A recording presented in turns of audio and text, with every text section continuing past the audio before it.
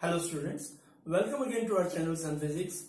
आज हम system of particle and rotational motion का सेकंड लेक्चर कर रहे हैं। फर्स्ट लेक्चर में हमने आपको बताया था कि जो कुछ बेसिक टर्म्स हैं, जैसे पार्टिकल क्या होता है, रिजिड बॉडी क्या होती है, उनकी मोशन किस तरह की होती है, ये हमने डिस्कस किया था। आज हम इससे आगे कुछ बढ़ेंगे, जिसमें सबसे पहला जो टॉपिक रहेगा वो रहेगा सेंटर ऑफ मास। देखिए, ये जो टॉपिक हम कर रहे हैं सेंटर ऑफ मास, ये इस चैप्टर का बेस है। पहले समझो सेंटर ऑफ मास होता क्या है।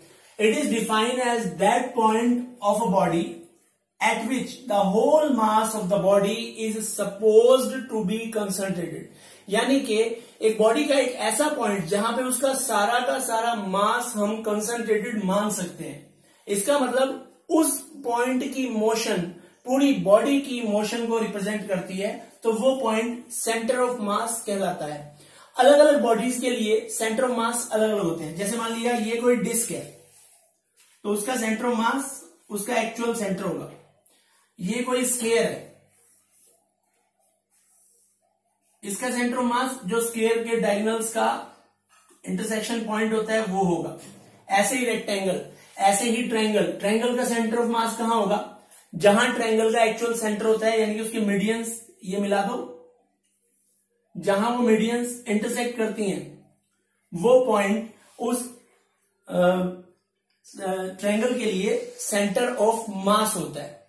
अब सेंटर ऑफ मास क्योंकि एक पोजीशन है बॉडी के अंदर, तो वो हम अगर 2 डायमेंशनल बॉडी है तो उसके कोऑर्डिनेट एक्स वाई हो जाएंगे, 3 डायमेंशनल है तो एक्स वाई जेड हो जाएंगे। मैं उसे आर से रिप्रेजेंट करता हूं। जैसे आर एक पॉइंट का पोजीशन वेक्टर होता है ना, ऐसे ही सेंटर ऑफ मास का position vector R C M से शो किया जा सकता है। तो किसी भी बॉडी का सेंटर ऑफ मास निकालने के लिए जो तरीका होता है, पहले हम उसको स्टडी करेंगे और उसके लिए हम सबसे पहले सबसे छोटी बॉडी की बात करेंगे, या सबसे छोटा सिस्टम होता है 2 पार्टिकल सिस्टम। 2 पार्टिकल सिस्टम जो है वो वर्ल्ड में सबसे छोटा सिस्टम है, क्योंकि एक पार्टिकल को सिस्टम नहीं बोलेंगे। कम से कम सिस्टम बनाने के लिए 2 पार्टिकल होने चाहिए। जब वो 2 पार्टिकल हो गए तो वो एक सिस्टम बन गया। अब अगर हमारे पास 2 पार्टिकल्स हैं, उनकी पोजीशंस हमारे पास हैं, उनके मास हमारे पास हैं, तो सेंटर ऑफ मास और उनकी पोजीशन वेक्टर्स मास से कैसे रिलेटेड होते हैं, हम यहां पे ये डिटेल में स्टडी करेंगे। ये पूरा डेरिवेशन है, ठीक है बेटा। देखिए, centre of mass of A 2 particle system. Suppose ये पहला पार्टिकल है जिसका मास m1 है, पोजीशन वेक्टर r1 है। ये दूसरा पार्टिकल है जिसका मास m2 है, पोजीशन वेक्टर r2 है। ये जो 2 पार्टिकल सिस्टम है, मान लिया इसका सेंटर ऑफ मास यहां कहीं पे आता है, मान लिया पॉइंट P मान लेते हैं, और इसका जो पोजीशन वेक्टर आ जाता है यहां से और यहां तक, इसको मैं कैपिटल R वेक्टर CM से शो करता हूं। तो RCM क्या है? RCM is position vector of centre of mass of this 2 particle system. तो इस 2 पार्टिकल के सिस्टम का सेंटर ऑफ मास जो है वो पॉइंट P है, जिसका पोजीशन वेक्टर RCM है। मान लिया इस वाले पे फोर्स लगता है F1, इस वाले पे फोर्स लगता है F2। इसके अलावा ये दोनों पार्टिकल एक दूसरे पे, जैसे ये वाला इस पे लगाता है F21, ये इस पे लगाता है, जैसे M1 जो है इस पे फोर्स लगाएगा अपनी तरफ, ये इस पे अपनी तरफ फोर्स लगाएगा F12। तो अगर मैं कहता हूं कि टोटल फोर्स जो है वो F है, तो F can be written as F1 plus F2 plus F12 plus F21। ये इस 2 पार्टिकल सिस्टम पे टोटल फोर्स है। एक्सटर्नल फोर्स F1 है M1 पे, एक्सटर्नल फोर्स F2 है M2 पे। इसके अलावा इन दोनों की इंटरनल फोर्स जो एक दूसरे पे लग रहे हैं, F12 M1 पे M2 के कारण फोर्स, F21 M2 पे M1 के कारण force. We know that, what we know कि F21 is equal to minus F12, क्योंकि ये दोनों फोर्स इक्वल और अपोजिट होंगे तो कैंसिल हो जाएंगे। हमारे पास नेट फोर्स जो बचा that is F1 plus F2। अब F1 can be written as M1A1 या फिर M1 dV1 बाय dt, या फिर F1 is equal to M1 d by dt of V1 होता है dr बाय dt। देखिए ध्यान से, हमने एक्सेलरेशन को लिखा change in velocity upon time interval, velocity को लिखा change in position upon time interval.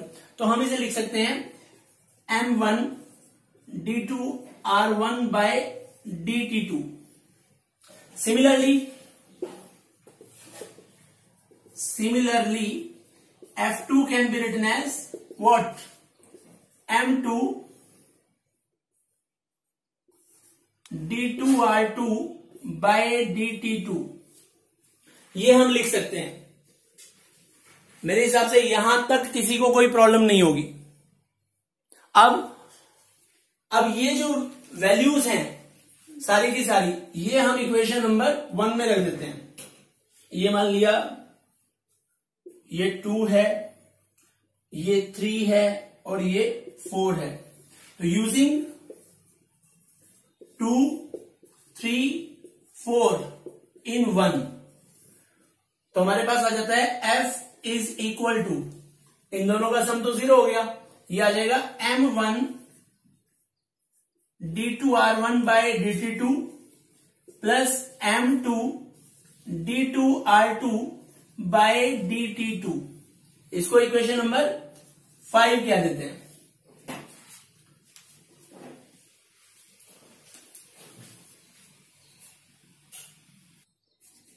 मेरे पास इक्वेशन आई थी ना बेटा, उसमें मैं M1 को भी अंदर ले जाता हूं, M2 को भी अंदर ले जाता हूं। अब देखिए इसको मैं लिख सकता हूं F is equal to d2 by dt2, दोनों का ही डबल डिफरेंशियल किया हुआ है, तो डबल डिफरेंशियल को बाहर ले लेते हैं, अंदर रह जाता है M1 r1 plus M2 r2। ये आपके पास नेट फोर्स F हो गया।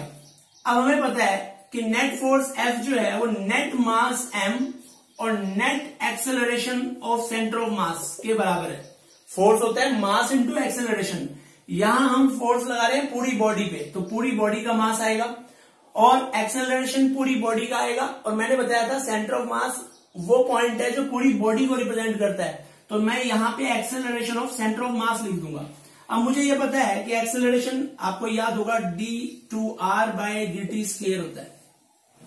सो ACM can be written as d2 by dt2 of RCM।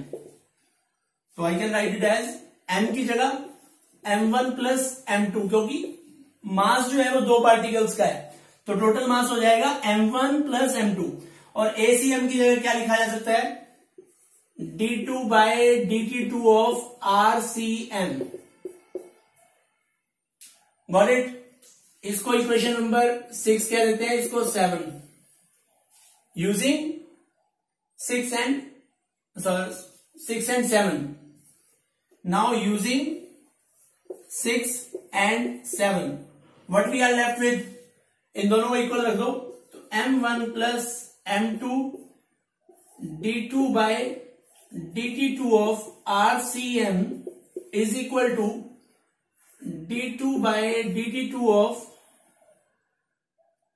M1 r1 plus M2 r2।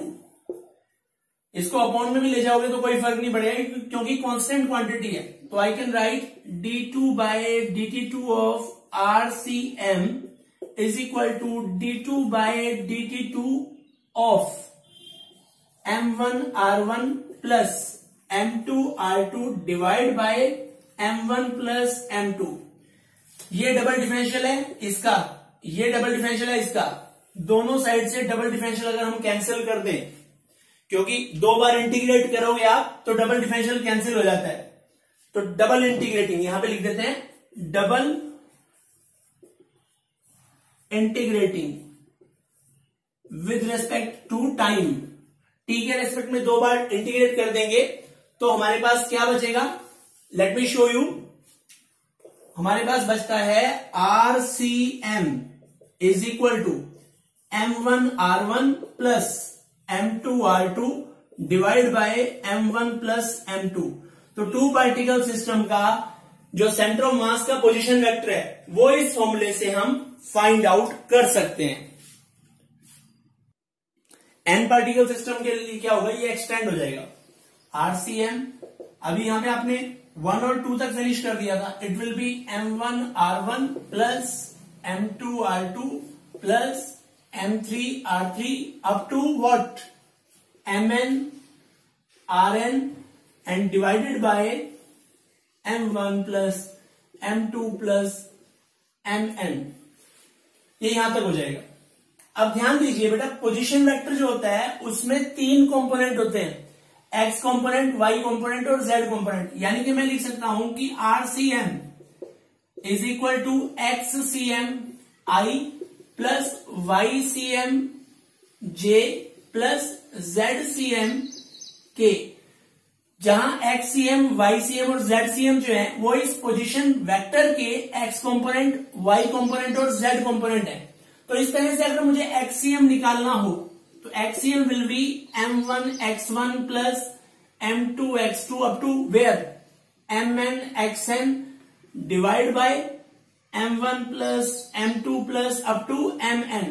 इसी तरह से YCM निकाल सकते हैं, y कोऑर्डिनेट ले लेंगे उसमें M1 y1 plus M2 y2 up to Mn yn divide by M1 plus up to Mn.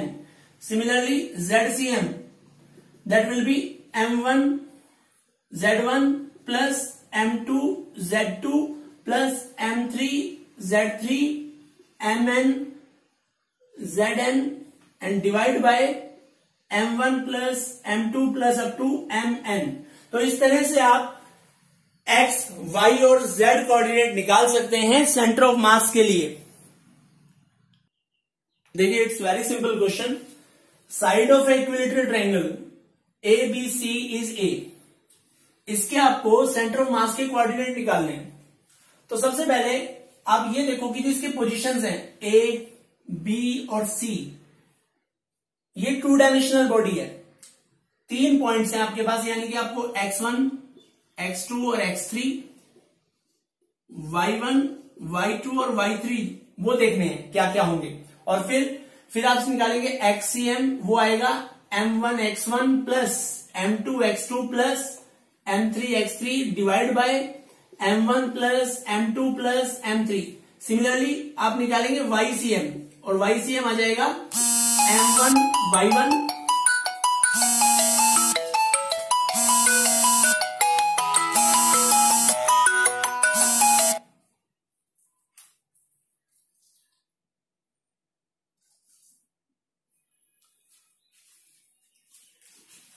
M1y1 plus M2y2 plus M3y3 divide by M1 plus M2 plus M3।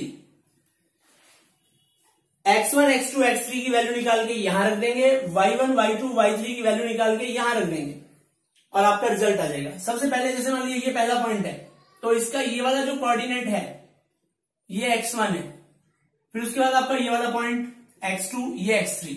अब ध्यान दीजिए, इसकी साइड जो है वो a है, ये पूरा a है, तो ये आधा कितना हो जाएगा a/2, यानी कि आपके पास x1 आ गया a/2। x2 जो है वो ओरिजिन पे है, ओरिजिन पे x0 होता है, और x3 क्या आ जाएगा, x3 ये पोजीशन, x की ये पोजीशन है a। तो इसका मतलब आपके पास क्या क्या आ गया, x1 आ गया, x2 आ गया, x3 आ गया। हम ये मान लेते हैं इनके जो पार्टिकल्स हैं यहां पे वो आइडेंटिकल है, जिनका मास m है। तो आप वैल्यू पुट कर देते हैं। XCM कितना आ जाएगा, देखिए XCM की value m into x1 a/2 plus m into 0 plus m into a divide by m plus m plus m। तो कितना आ जाएगा m into A by two, m into A, 3/2 m a by 3m, m से m cancel, 3 से 3 cancel, ये आ जाएगा a/2। आपके पास x coordinate आ गया। YCM के लिए आप देखें y1 क्या होगा, y1 ये है। अब ये डिस्टेंस जो है आप इस ट्रायंगल में देखें, ये साइड a है, ये a/2 है, ये कितना हो जाएगा, पाइथागोरस थ्योरम लगाएंगे, ये जो साइड होगी वो होगी a² माइनस a/2 स्क्वायर का रूट, यानी कि √3/2a। ये आपका y1 आ गया, √3/2a। y2 again it is origin 0। y3 यहां पड़ता है x एक्सिस पे, x एक्सिस पे y0 होता है। y1 आ गया, y2 आ गया, y3 आ गया। इस इक्वेशन में वैल्यू रखो तो YCM क्या आ जाएगा, YCM आ जाएगा m into √3/2a plus m into 0 plus m into 0 divide by m plus m plus m। तो ये बन जाएगा √3/2 am बाय 3m, m से m कैंसिल, ये आ जाएगा a बाय 2√3, ये YCM आ जाएगा। अब आपके पास XCM आ गया, YCM आ गया, तो RCM आप लिख सकते हैं XCM, YCM, यानी कि कोऑर्डिनेट हो गए a/2, a/2√3। ये आपके पास इसके सेंटर ऑफ मास के कोऑर्डिनेट हो जाते हैं। इस तरह से ये क्वेश्चंस होने हैं। इस तरह के और भी क्वेश्चंस कई सारे हैं जिनकी आप प्रैक्टिस कर सकते हैं ताकि आपका ये कंसेप्ट और स्ट्रांग हो जाए। आई होप ये वीडियो आपको अच्छा लगा होगा। अगर ऐसा है तो you can like, share and subscribe it, and also don't forget to press the bell icon.